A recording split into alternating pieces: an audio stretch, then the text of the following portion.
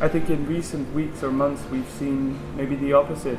We've seen the EU dropping an arms embargo. The Russians in response also sending an S-300 piece of... I think that's exactly right. I mean, rather than intervening, we prefer to arm the rebels, and that has the very disturbing consequence of escalating the violence. And I'm rather sceptical that the rebels can ever win militarily, because the Assad regime is so ruthless. I mean, you mentioned earlier the parallel between Chechnya and Syria. I think, in these kinds of conflicts, there are very different models of how you do it. And one way of doing it is to be completely ruthless and to try and destroy everything, which is what the Russians tried to do and what Assad is willing to do and what he did 20 years ago in Hama. The other model is to try to calm the situation down, to de-escalate, to win hearts and minds, which is what, for example, the British did in Northern Ireland. There's a big concern that if the EU and other actors increase arms shipments, or if the EU starts with it, that there's no way of telling where those arms will end up. Yes, I mean, I agree with all of that. I just last weekend was in a meeting of Syrian civil society groups in Beirut, and I asked many of them what they felt, and they were actually quite divided. So some people said it will escalate the violence. I think the majority thought that. But quite a large number of people said that actually it's really important to arm the Syrian army, because they're the Free Syrian Army, because they're the most responsible part of the fighting force, and they're losing out both to government forces and to jihadists. And if you argue that line, then I suppose what you should say is it shouldn't be just arming, it should be training in regular military discipline, in the laws of war, because we know that the Free Syrian Army are mostly defectors from the Syrian army who are trained in human rights abuses, and they abuse human rights as well as the Syrian army.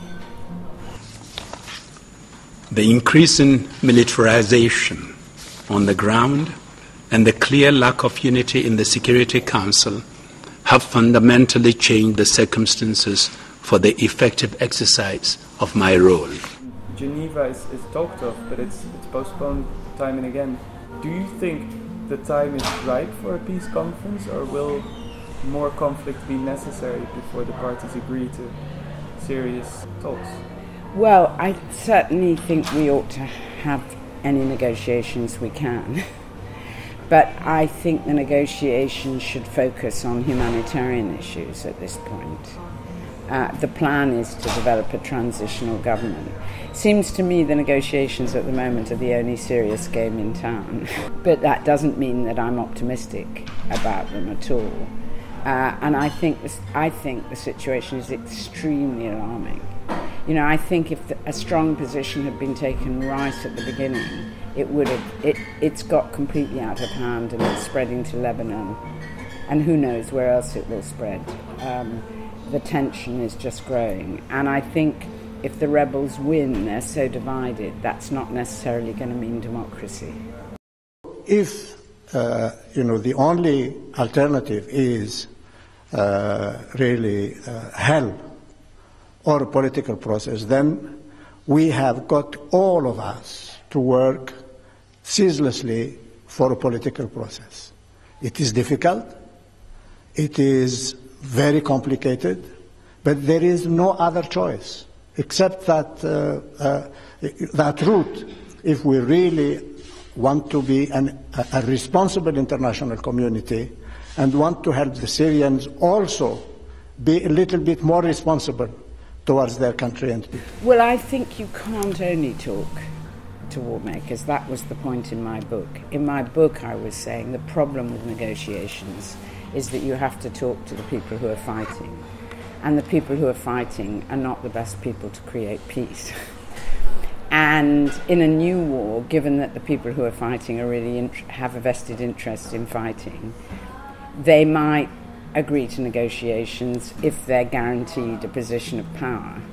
but these are the last people you want in a position of power. So you're in a vicious circle, and I think there are two things you can say. One is negotiations to stop the violence can't be considered a final political solution, a constitution.